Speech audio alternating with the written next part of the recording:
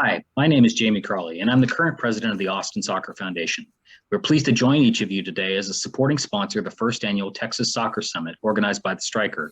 Our charitable organization is a 501c3 nonprofit that serves to make a difference in our community through inclusive, equitable support and initiatives based on our love of the beautiful game. Here is Catalina Berry, one of our board members, to share a little more about the Austin Soccer Foundation. Thank you, Jamie. The Austin Soccer Foundation is celebrating its 6th anniversary this month. It has been our pleasure to support the underserved and economically disadvantaged soccer community in Austin and surrounding areas through academic advancement, player and field development, and referee development. We have been fortunate to distribute an excess of $30,000 in academic scholarships to 16 graduating seniors as they have embarked on their post-high school journeys, and we continue to grow this initiative. In the area of player and field development, we have donated goals, equipment, and uniforms, and we provided consulting to help establish the Texas School for the Deaf's girls soccer team. We also funded a futsal court for the Montopolis Idea School and have donated to Austin Independent School District Athletics, benefiting 72 boys and girls middle school soccer teams and over 920 soccer players. We've also collected and distributed gently used soccer boots through our annual support of Austin's Refugee Day Festival with our community partners, the Central Texas Red Cross. And despite the pandemic, we continue to work closely with our advisory board member, 2020 MLS Referee of the Year, Ismail Elfath, to develop and support an inclusive and equitable opportunity for referees through the support of equipment, clinics, and leadership development. We also had the opportunity to host a Facebook Live conversation with him and legends Landon Donovan and Howard Webb this past April of 2020. As we continue to make a difference in the community through our love of the beautiful game, we seek and partner with like-minded organizations to collaborate with, including the 4ATX Foundation of Austin FC, as well as supporters groups Austin Anthem, Los Verdes, La 512, and Austin's American Outlaws, just to name a few. Please follow us on social media and find out how you can be part of and contribute to our charitable efforts giving back to our community through the beautiful game.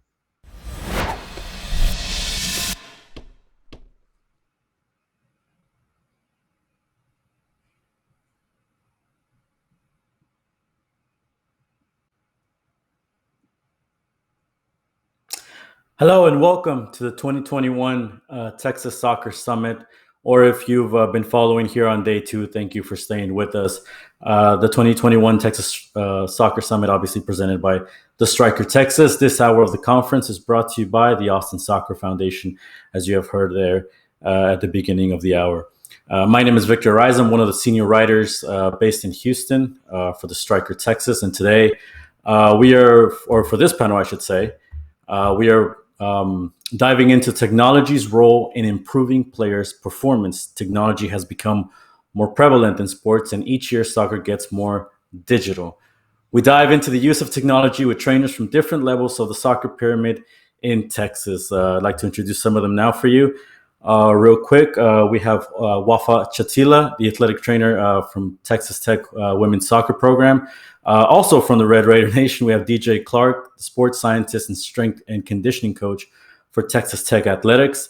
Diving into women's soccer, we have Francis Gilbert, the head athletic trainer for the reigning NWSL Challenge Cup champion Houston Dash. And in the Austin area, we have Alex Olivares, a strength and conditioning coach for Austin FC's academy. So I'd like to give each of them an opportunity to speak to the people at home or wherever you may be watching and give us a couple of your words. Wafaa, we'll start with you. Tell us a little bit about your career in technology and how you got into the Texas Tech women's soccer program. Hi, everyone. So obviously he kind of introduced me. I am Wafaa Chatila, and I'm the athletic trainer at Texas Tech with the women's soccer team here. I played soccer all my life, so I've always had love for the sport. So it kind of made sense that my career went towards that. So went to undergrad at Texas Christian University in Fort Worth, Texas, and then did my graduate work at the University of Houston and worked down at their with their soccer team down there while I was getting my master's. Bounced around a couple places and finally ended up here. Been here for 3 seasons now, working with DJ and the rest of the staff here, and using technology for sure for player not only player recovery, but for player performance too, which DJ sees more of that side. Lots of new things the last couple of years that have came out that have really helped our athletes kind of improve performance and recovery. So excited to talk to you guys all about that today. Perfect. We'll go across campus, I believe, with DJ Clark. Tell us, DJ, a little bit about your career and how you ended up at Texas Tech. Yes, sir. No, thank y'all for having us, and we'd like to thank Stryker again for having us. This is an awesome opportunity just to really grow this sport. But I kind of got started in an unconventional way with soccer. I was on the U.S. national team for a sport called Sanshu. It's boxing, Muay Thai, and judo. And I used to come out to like women's soccer games all the time because it was based out of Lubbock. And I just watching the game and really got a passion for it and was watching pro games. And then when I got the opportunity at Texas Tech as a strength coach, I really grew my passion for that, and then got brought on as our head sports scientist. And we've just really grown our sports science program. We're using a lot of different type performance technologies and recovery type technologies. And I think some of our sleep science stuff is kind of on the cutting edge of college sports right now. And I'm really excited to talk to you guys about all of that. Perfect. Moving down to Houston, Francis Gilbert, who, as we mentioned, is part of the Houston Dash, who reigning NWSL Challenge Cup champions. Francis, tell us a little bit about your story into professional women's soccer. Hey, well, this is my 3rd year working with the Dash, and really pro-level sports was never actually on my radar. It just kind of happened to come up, and thought it would be a great opportunity to take. I actually kind of, throughout my career path, I had really specialized working men's soccer and tennis, and then I got pulled into the baseball world for about 4 years. So moving from men's sports over to women's, there was a lot of transition, and as much of the professional world as we live in, the women's game still has a lot of growth to do as far as what's available to us and like the amount of resources that we have. So I'm actually really interested to hear what you guys over at Texas Tech have, because you've got a nice American football sport to bring in some funds there. And so it's really, there's so much that we're doing and we're growing year by year with the technology and stuff that we have available. But I think Houston, especially being paired with the Dynamo Sum, we really have a lot of resources, but there's definitely more to be brought into the women's game. And then heading over to the Texas Capital, Alex Olivares, part now of Austin FC, who has just started an academy here recently, of course, joining Major League Soccer in 2021. Tell us a little bit about your story and then your position at Austin FC. Hi, everyone. Thank you for having me and being able to listen from the experience from other colleagues in other organizations and being able to share what we're doing here in Austin FC. In my case, I've played soccer my whole life. I also hold a soccer coaching license. So hopefully we will be able to also talk about how we integrate that in the training session. I'm from Madrid, Spain. I studied sports science there. I studied my master's in strength and conditioning in soccer there as well. I worked there for a couple of years in Atlético de Madrid. But where I'm having my biggest experience, I think, with technology is here in Austin FC. Luckily, we have a lot of resources here, and we're very lucky that at the academy level we're able to use this kind of technology. And then, of course, that gives us a good comparison into 3 different parts, not only of the sport in Texas, but also of the sport across several levels. We mentioned women's pro soccer, the college game, and then obviously, like you mentioned, the youth level as well. It'd be fun to compare all those. We'll start with you guys over at Texas Tech. How has technology changed over the years, throughout your careers? And then maybe tell us a little bit about what's new out there today. I think a lot of the technology we started out, basic. We were using heart rate monitors, and that's really all we were tracking. And we got into GPS technology, and that revolutionized everything. Because as we all know, heart rate's important, but when you're dealing with high level athletes, you've got fit athletes. So whenever you're only heart rate, you're missing the big picture. You're not seeing, the amount of distance they're running, the excels, the sprints it's putting all that demand on their body and the soreness it's creating. And so I think that really revolutionized it. And then we started really diving into how they're sleeping and how that's affecting their stress levels and recovery. And that I think has been huge at building, because we deal with 18 to 22-year-olds that they're coming in and they're used to having their parents giving them a routine, and they're used to everything being just kind of set for them. Now they're getting into college, and they have to make their own decisions. They have to make the right decisions. So when we put these sleep trackers on them, we're able to have them wear it for 3 days. We go through their individual stress levels, their individual what's allowing them to recover, what's hurting them, like what's causing extra stress that they don't need, outside of the sport. And so we're able to really build those lifestyle assessments for them that are going to really benefit them, when they get over to Francis at the Houston Dash, or, those pro teams over there that, when you're at that level, you're playing with the best of the best. So at that point, any little niche that you have is always going to be an added advantage. And Wafa's brought in a lot of awesome things on our recovery end that have been huge. So kind of to piggyback off of DJ, the GPS data really did help us in terms of monitoring, load for our athletes. So we use kind of like their high speed XLs and their distance covered and all that stuff to kind of monitor, okay, well, if they had a high day, high load, maybe this next practice for them should be modified in some type of way. So that's been really good for us, especially in season when we're playing 2 games a week and we're training every day, and we have, all this travel to really see where we can help our athletes recover better. And then, from my standpoint, I see a little bit different stuff than DJ. In the sports medicine department, I've really been big on blood flow restriction technology, which for recovery and for, returning from injury, which has been awesome to help kind of build that muscle a little bit faster and kind of replicate, a hard strength day when you can't have that hard type of strength day.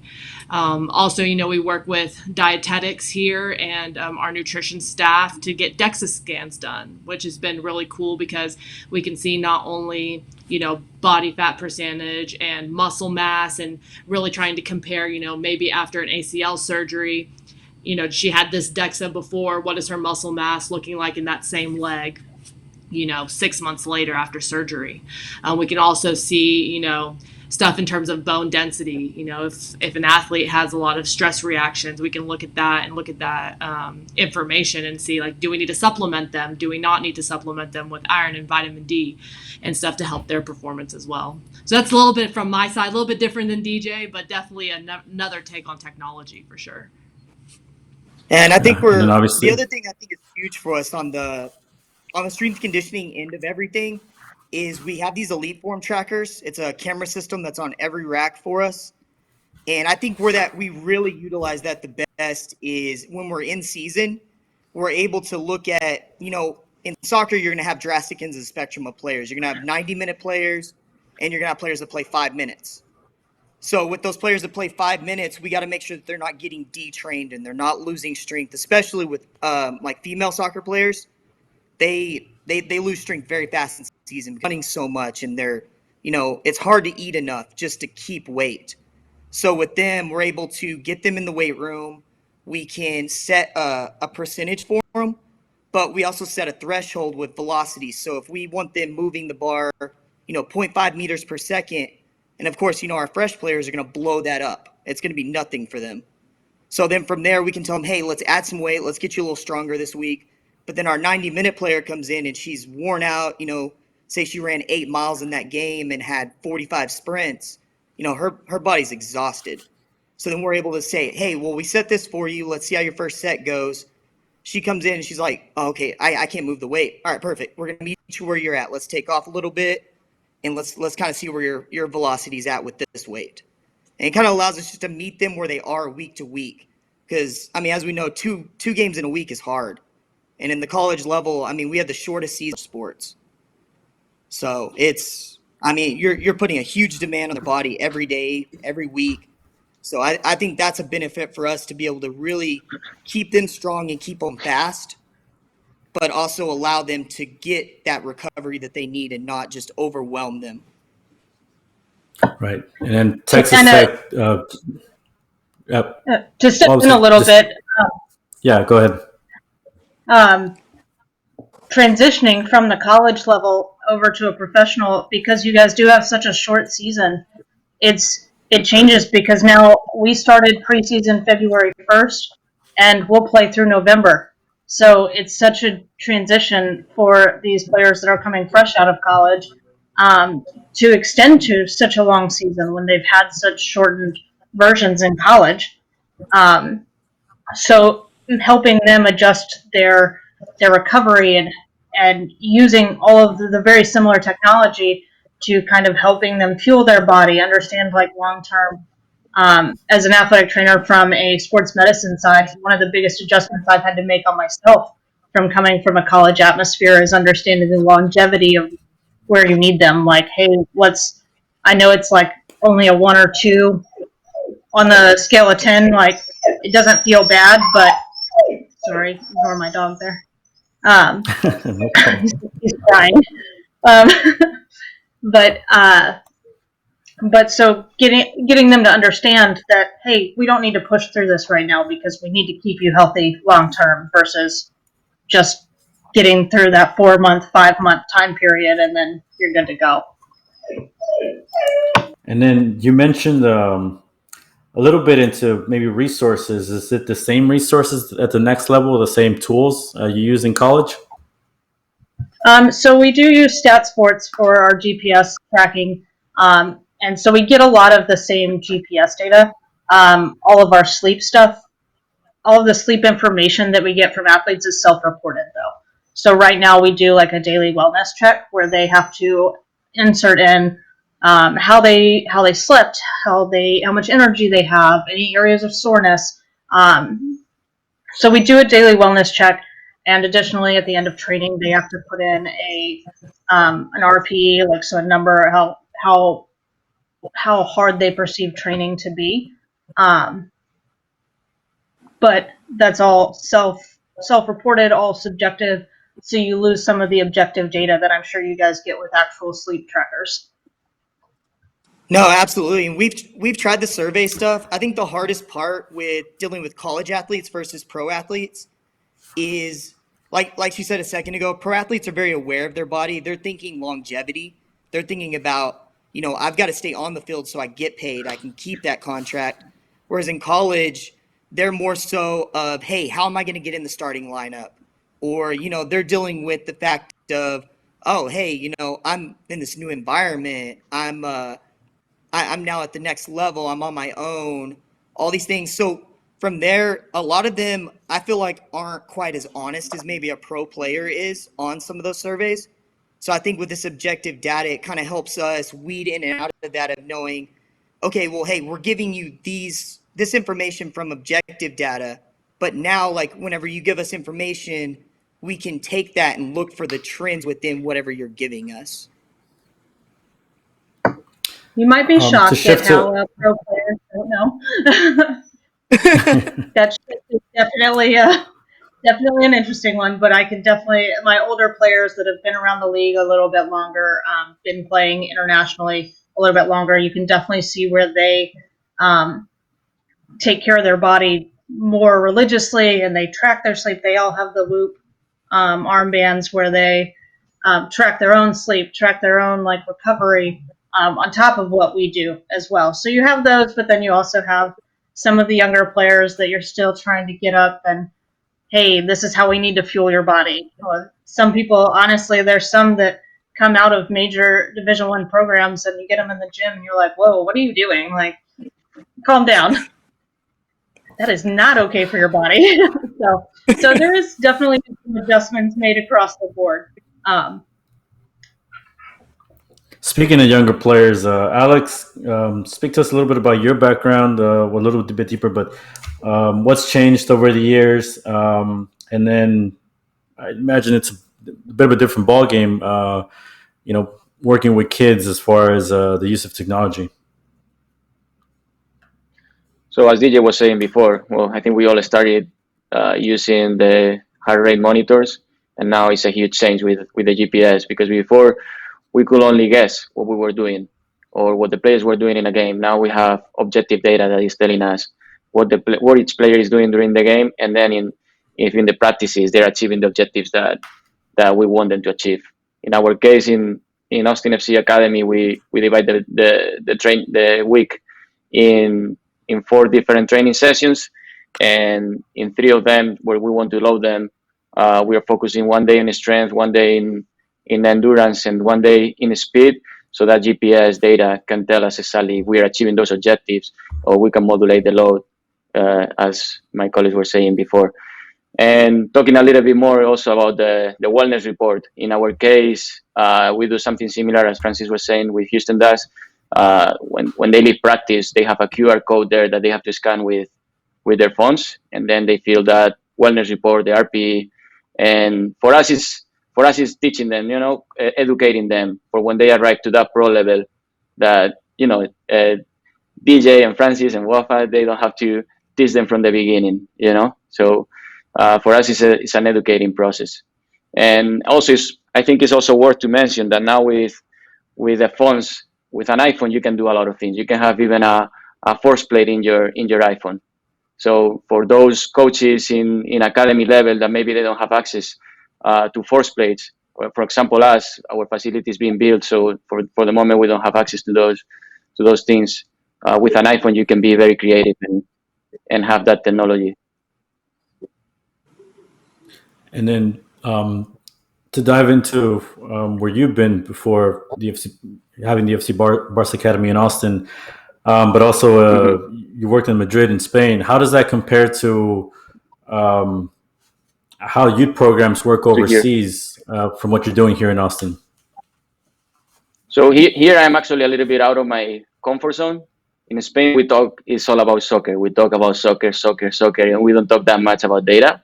So here I'm actually learning a lot, and having someone as Dave Tenney in the first team, who is amazing.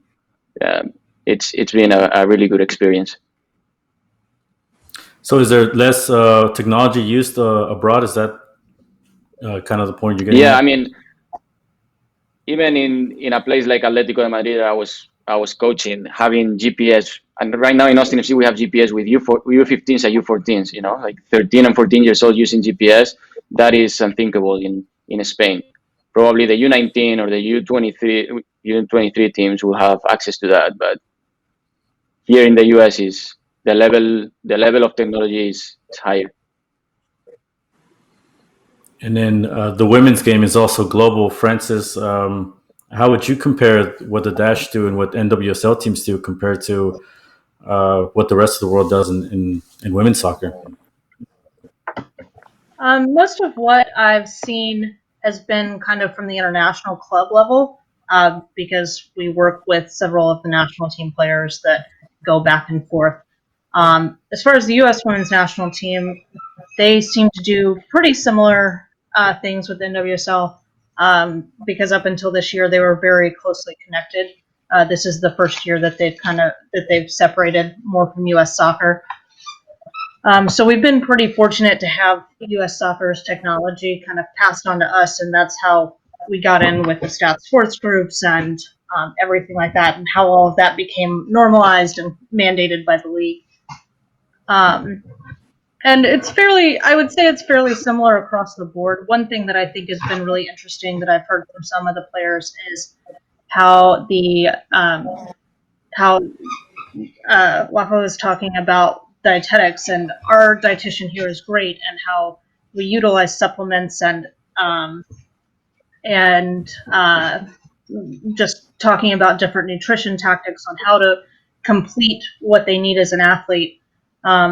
With some of the international duty, it's a daily juice shot of something that just a concoction of vitamins, and they create it for the players individually based on what they need and what they want them to have.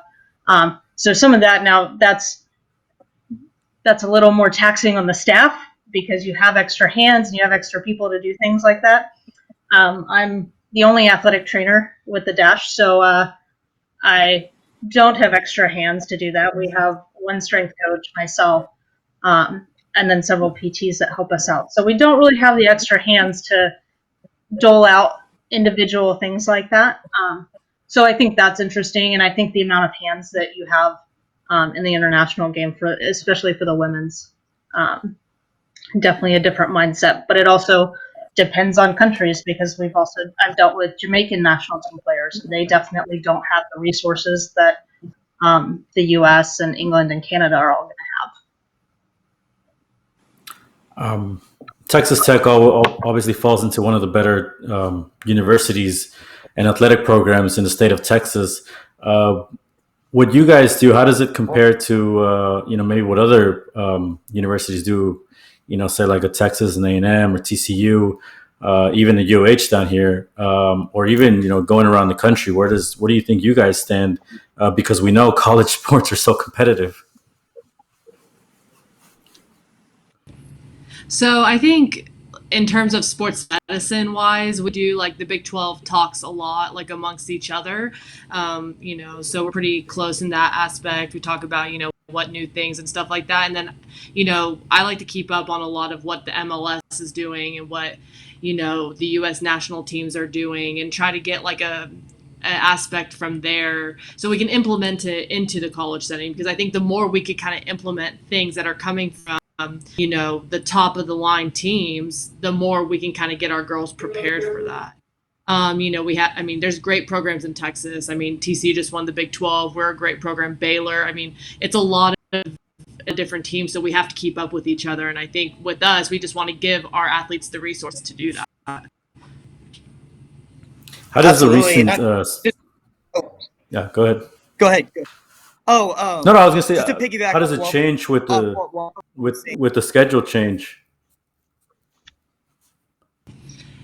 Well, now it makes it longer, right? Because now not now, but like when there wasn't COVID, we were playing Thursday, Sundays instead of Friday, Sundays. So it's a longer time, a little extra break on the body, which is nice because then we can implement some recovery techniques and stuff like that.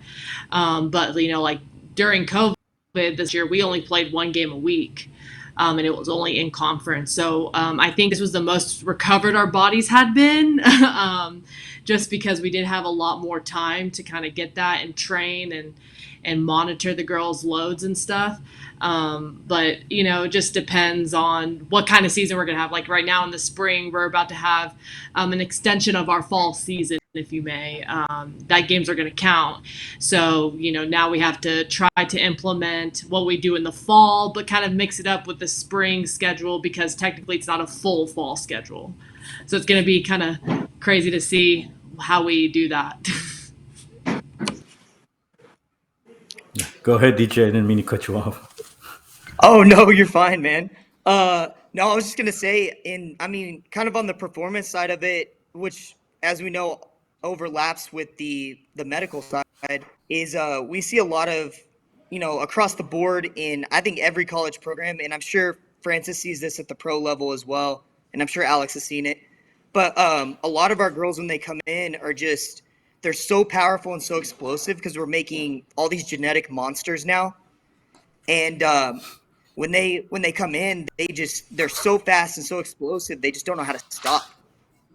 And so we see it a lot, like in our force plate testing, we see it a lot in just our agility drills is, they're coming out and their knees are crashing in, they're getting valgus, they don't know how to plan on that inside leg to turn. And just a lot of basic things that you would think would be natural, but just for some reason it's become a thing of they can produce so much force, but they don't know how to absorb it as well. And I think that's leading to a lot of like what we're seeing with, ACL tears coming in, and we're seeing a lot of just knick-knacky injuries.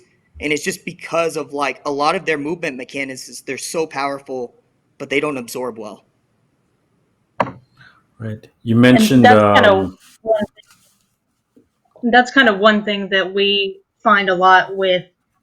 So where I think we use a lot of technology is actually in our baseline testing. So during physicals every year, especially these last couple of years, we've really started to build up our preseason baseline testing, where we use a Nord board to look for hamstring strength and the force frame. So we're looking at adductor strength. So we're getting good, really solid numbers and looking for deficits in there.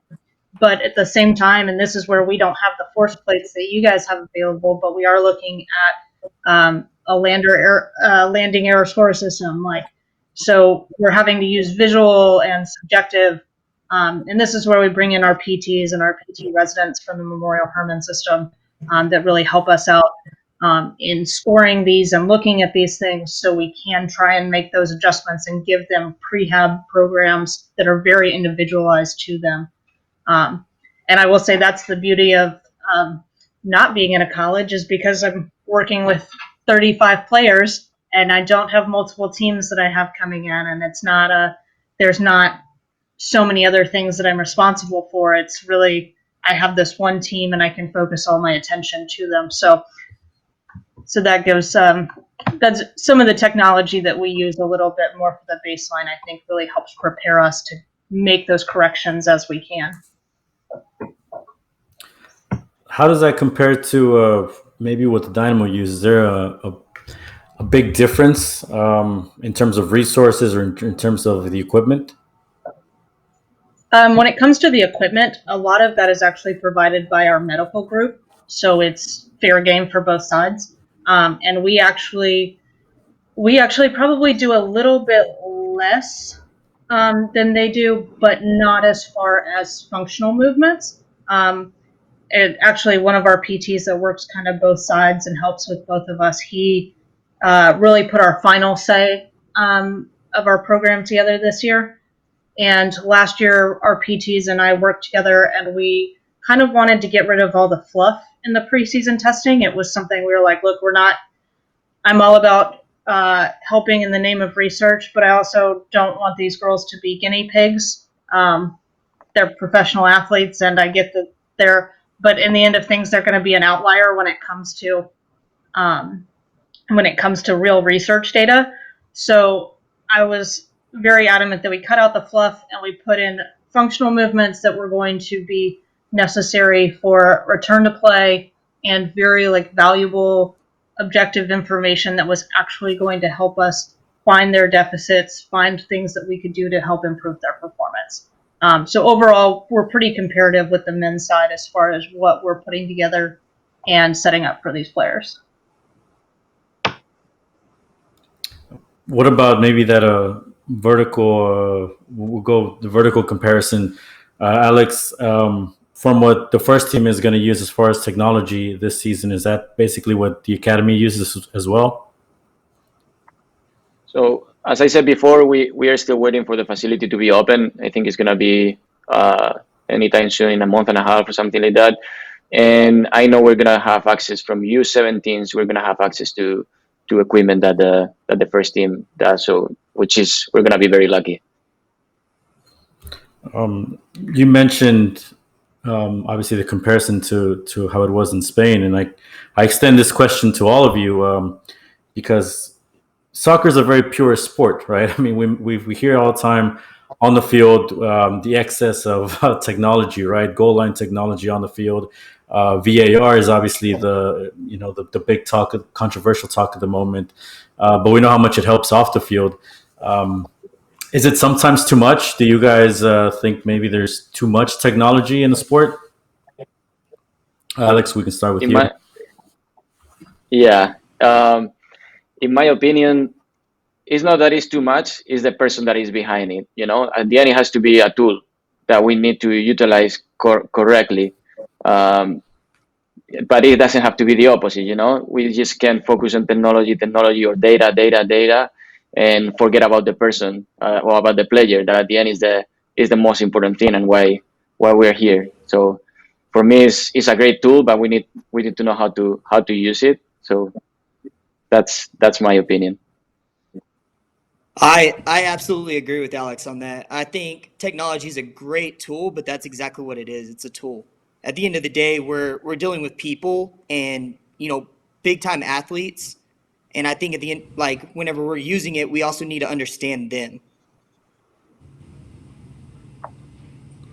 Right. I Waffle mean, Francis. Yeah, it's I just think Alex, numbers overall, right? Like it's spitting out data and it's like, okay, what are we doing with it? We need to know what we're doing with it. What are we going to do with these numbers? How are we going to interpret them? How are we going to, take these numbers, take this person and kind of combine the two to be like, okay, this is what's best for you at this point. Kind of mimicking what Alex and DJ have said. Yeah, Francis, you mentioned cutting out some of the clutter. Maybe. How do you stand on this topic? I will say that the very first time that I saw technology come out, it was for women's soccer and women's basketball when I worked at a Division II school, and I thought it was absolutely way too much. I was like, you can't be taking away the coaching aspect of the game, like, and that was just I will say that was my ignorance on the topic for sure. Like I had absolutely no understanding of what was going on at that point in time, and I was like, they're just taking out the coaching aspect. Like a coach needs to know. But the more and more I've learned about it, I realized that you're not just looking at one number all the time. There's a lot of different numbers that you're looking at, and it's going to vary player to player. And so, I mean, just to follow along exactly what Alex and PJ said, is that it does depend on who's behind it. You can't utilize it and run up to the coach, hey, this person needs to come out of the game. Like, I don't think that's the purpose of it. But it's very useful in understanding why things happen and where things are sitting at, and especially like understanding training loads. It's been very useful for us on a week-to-week basis as we try to build up for gameplay and then come back for recovery and build up for gameplay. So it's something that it is very useful, but it is just an instrument and just part of the game now. That's actually a good transition into the next question. How is it received by coaches? Like your head coaches. How does that collaboration work? Because I imagine there's some coaches that are maybe, they don't want to use technology, right? But maybe there's some coaches that maybe put too much maybe credit into it. From your experience, Francis, how has that relationship worked? I will say from my original experience in Division II, the reason it was with women's soccer and women's basketball, because those were the two coaches that were buying into the system to start with. And then other coaches kind of started following suit once they finally understood what was happening. But also here, I mean, my coaching staff is great here, and they're very receptive to everybody as a staff and understanding. And I think that's one of the best parts of the staff that we have across the board between strength and the head coaches and even our analyst is understanding that we're trying to build and trying to improve the performance of all the players. Nobody has selfish motivations. We're all here as a one team mentality. And I think that really makes the conversation and makes the communication part easy. And in the end of it, when it comes to coaches and bringing them into anything that you're doing, it's all about communication, and it's all about maybe not fully educating them on some stuff, because some of the stuff that I do, they don't really care about as long as it works. But it really is just about the communication and bringing everybody onto the same page for it. Alex, in your case, you probably work with a lot of coaches in youth. Yeah. I imagine there's different relationships in working with technology.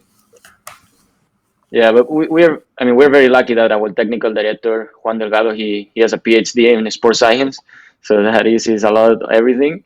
And also Javi, that is the head coach of the U15s, he also studied sports science, so he knows a lot about it.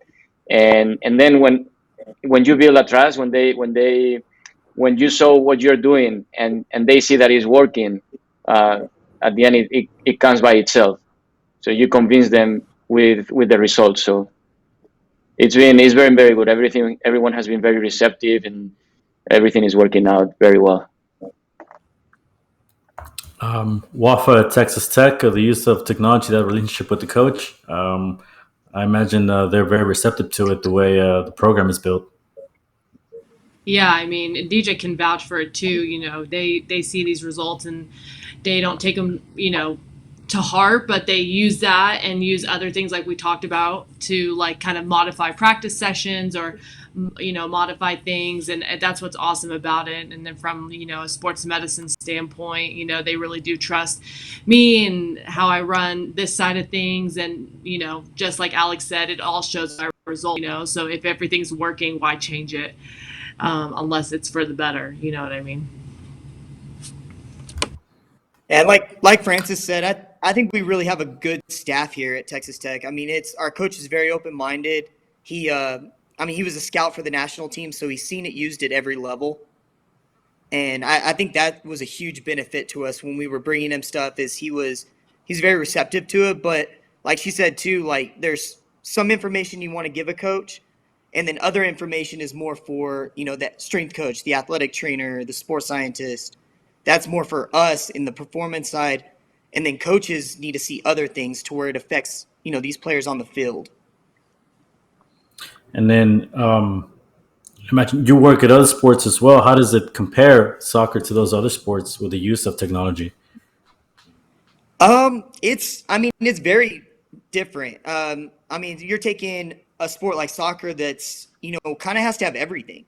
Like I think that's the amazing thing about soccer players is they kind of have to be good at everything.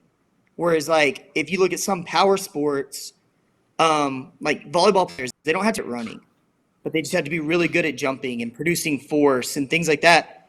And of course, they're going to be great at, producing force and absorbing force. But then you look at soccer players who have so many things that they have to be good at. They have to be, agile. They have to be powerful. They have to be endurance. They have to be speed. They have to have every aspect. And I think that's why soccer is such a fascinating sport. DJ, also, if I'm not mistaken, you were Tech's first sports scientist. Obviously speaks to the commitment the school has to technology, to the advancement of the program. Why do you think that was? What maybe from what you've heard has sparked that?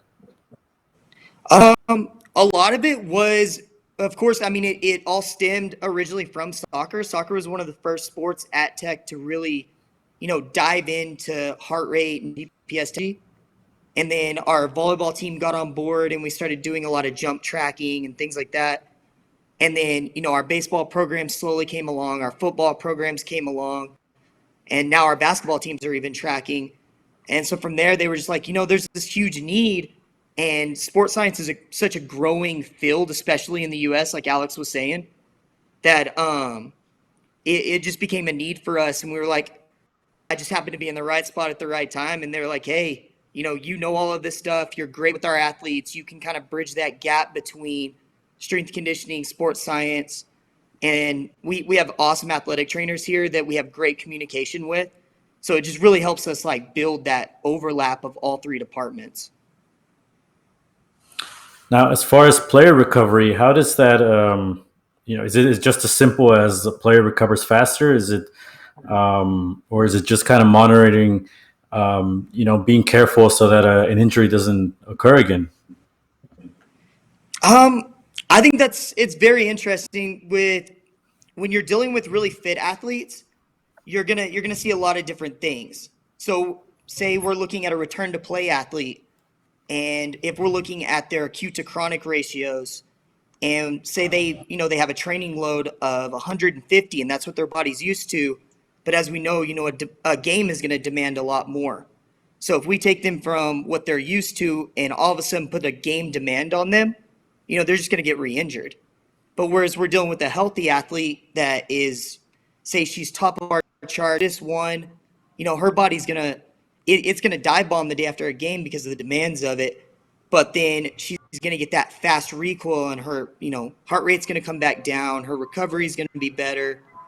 And usually, like when you see those athletes, they're also the ones that you'll see when they get to the pro level, are the ones that really care about all the little finite details of how am I taking care of my body? How am I fueling it? Am I getting in the athletic training room when I need to get the extra treatment, or just foam rolling, stretching, doing all the little things that are going to make you better. Wafaa, you have something to add to that?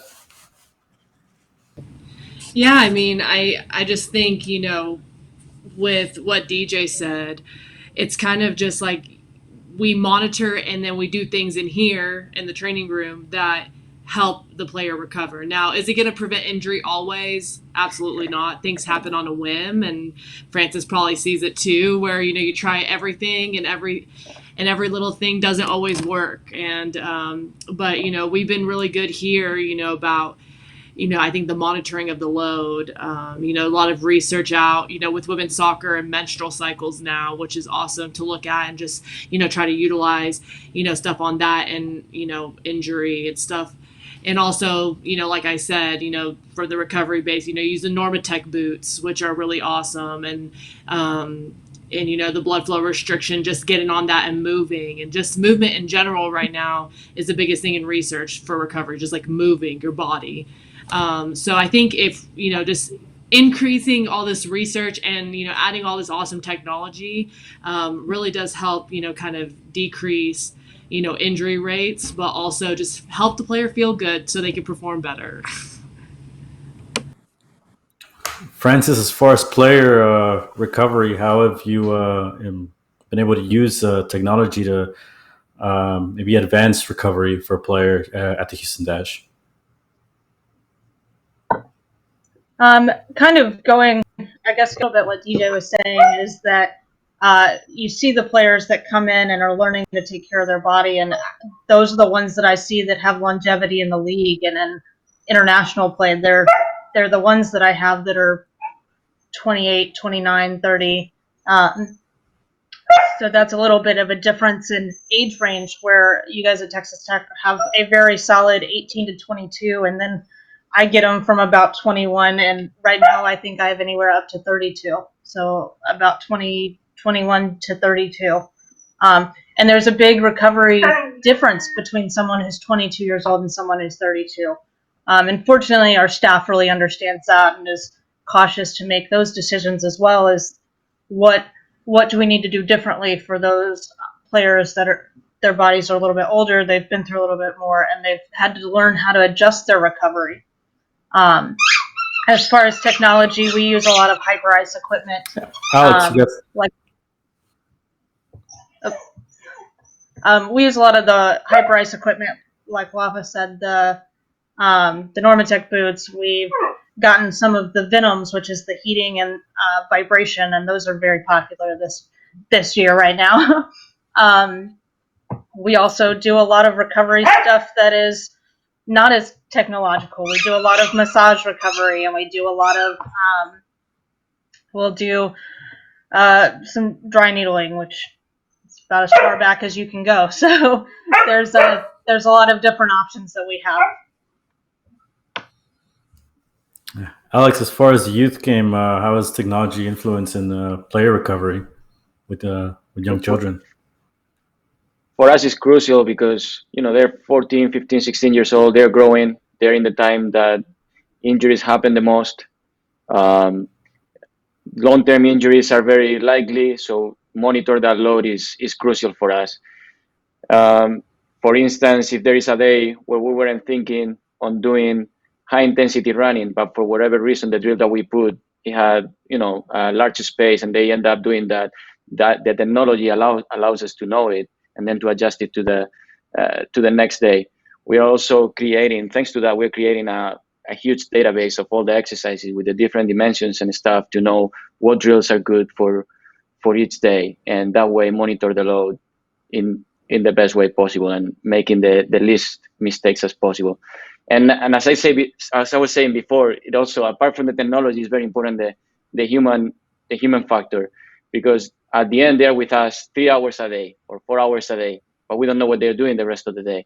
So we have like a program that we call it invisible training, where we are educating the players to sleep the amount of hours that they need to sleep. Being teenagers is crucial, to rest. That here in the US is being a battle for me, because there are a lot of players that want to make it to college, and the parents want them to make it to college, to make it pro. And they think that because they train more, they're going to be better, or they're going to achieve that objective better. But sometimes it's not like that. Or most of the times it's not like that. You need the proper amount. Not you don't want to exceed that, because then it can be worse. And then the nutrition, that is also a huge factor. In Spain, we are lucky also that we eat very well, but here in the US, we need to monitor that very well as well. So hopefully one day we'll have also the means that DJ has to monitor the sleep. That will help us a lot. And that's one of the things I was going to ask you too. The collaboration with the parents, because it's different, right? You're not dealing with adults; you're dealing also with the parents. Yeah. How important is that? How does that does that get tricky sometimes? And and then obviously, how does technology change as far as once you go higher up in age group? So we are educating the parents as well. I mean, it's even more important to educate the parents than the kids, because you can tell the player, hey, you need to cook with olive oil, not with butter. But then the one that is cooking at home is probably the dad or the mom, So we need to educate both of them. And the good thing about technology now is that they are testing, or they are doing what they are gonna do one day in pro level. So they are getting used to all that. I know one of the themes or the topics I want to touch on was, psychology, maybe also mental health, managing that with players, because that's a big topic now. How does that work in the youth game, Alex? Sorry, could you repeat the question again? Yeah, just dealing with psychology of children, as far as trying to. Because I imagine that's something you study as well in the youth game. Mm-hmm. So it's very important for us. We actually have a psychologist in the club that first of all work with us, with the coaches, and then we can translate that to the players, and also especially for players who are recovering maybe for a long-term injury. Now we have 2 players that are recovering from that. That psychologist is working closely with them. I don't know if I answered your question. No, perfect. The transitions perfectly. I think at Tech, it's one of the bigger topics, right? For the use of technology, also monitoring psychology. Yeah, I mean, we have a really big sports psych presence here on campus. We got all of our athletes' Headspace, which is an app that they can use for meditation, which is awesome. And I know a lot of the girls utilize that. DJ can attest to that too. But we have 3 sports psychologists on campus that see our girls for anything ranging from personal issues to just, sports performance issues on the field, or even just, tips to help them perform. Yeah, and we see a lot of that, like with the sleep tracker that I was talking about earlier. That's kind of our feed point, is we get them into that Headspace app, and it's amazing just what that one app helps them build, like such good habits before they go to bed, and just daily habits of, hey, I got to take a few minutes for myself, and that really helps the mental side of everything, especially when you're dealing with, like Alex said, players that are injured, like that. It's just such especially somebody that's never been injured before. That's such an unknown world for them. Like, they're used to being the best athlete on the field. Now they're having to come back from something, which, it's going to put them behind a little bit. And it's obviously a theme in the professional game, especially when you have a living thrown in there, right? Trying to make a living. Francis, how have you dealt with this at the pro level? I will say, again, it's something we don't have as available resources. Even working at smaller college levels, we had sports psych departments, and even on campus mental health areas that we could send and refer athletes to. And especially when you're in a city as big as Houston, it makes it very difficult to kind of pick and choose. But we are very fortunate that we have a sports psych and a mental health counselor that are both on board with us, are willing to help. and see players. This is going to be our first year, actually, though, of because we can't unfortunately do it in person right now. We are going to bring them both in via Zoom to kind of introduce themselves, put a name to the face, and some of it we want to talk about different ways that the players can kind of help themselves and different tactics to kind of realign their priorities, particularly with the sports psych aspect. And then I've also been talking with our mental health counselor about kind of creating a breaking the stigma. It's something that's been a really hot topic for me in the last few years, especially seeing players day in and day out. And you do see the ones that have very intense injuries, the first ones I will be like, hey, here's her number, here's her email, give her a call if you want to. But kind of before, it's always been, if you want to talk to somebody, you kind of have to go through me, which is totally fine. I'm absolutely willing to be that facilitator and help. But I think sometimes for the players themselves, it's nice to have that direct connection too. So we're really trying to open up those lines of communication and make everybody understand that, especially when it comes to mental health, 1 in 4 people have mental health concerns, and that can be a wide range, a variety, and helping people to understand that they're not alone in this. There's something that everybody goes through, but nobody goes through it in the same way. So it's definitely something we want to keep everybody open to and know that they have available as a resource for them. And as we now wind down on this performance panel, I'd like to kind of go around and just ask each one of you, for someone that might be looking to follow your career path, what advice would you give to them to get to a career path where you're at? Wafaa, we'll start with you. I think obviously just put yourself in a successful career path and try to do as much as you can to make yourself better. Someone told me that if you think you've learned everything, you probably shouldn't be in this profession anymore, because there's always new things to learn and to make yourself better. So networking, getting to know people, putting yourself out there, even in situations that aren't so comfortable to you, to kind of get to where you are.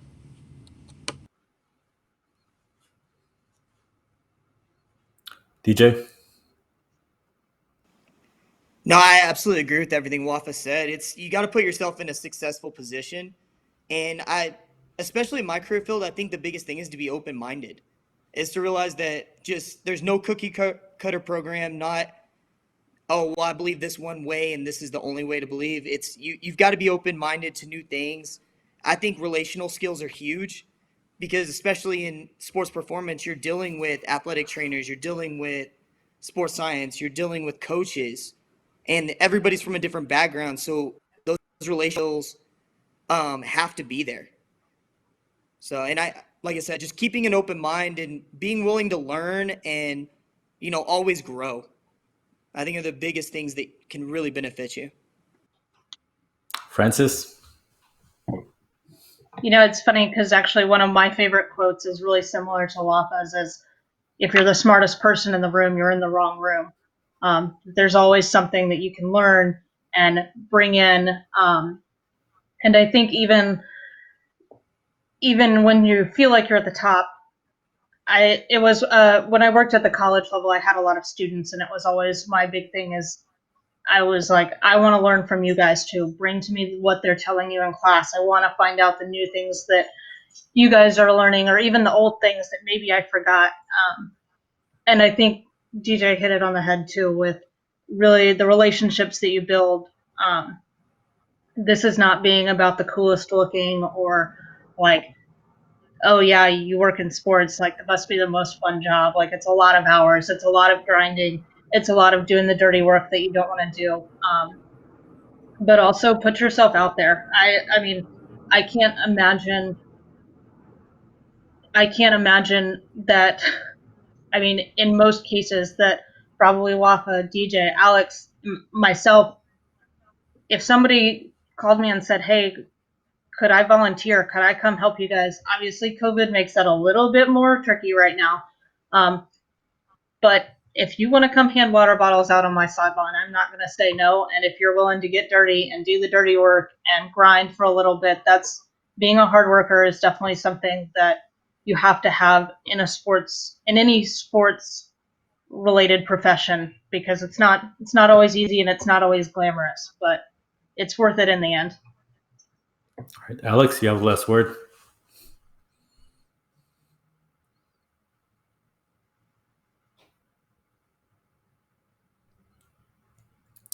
I think we might have lost Alex there. Well, it brings us to the end of this panel. On behalf of the Striker Texas, I'd like to personally thank each and every one of you. And for all of you watching at home, all of these videos will be available to rewatch at thestrikertexas.com. Thank you for joining us.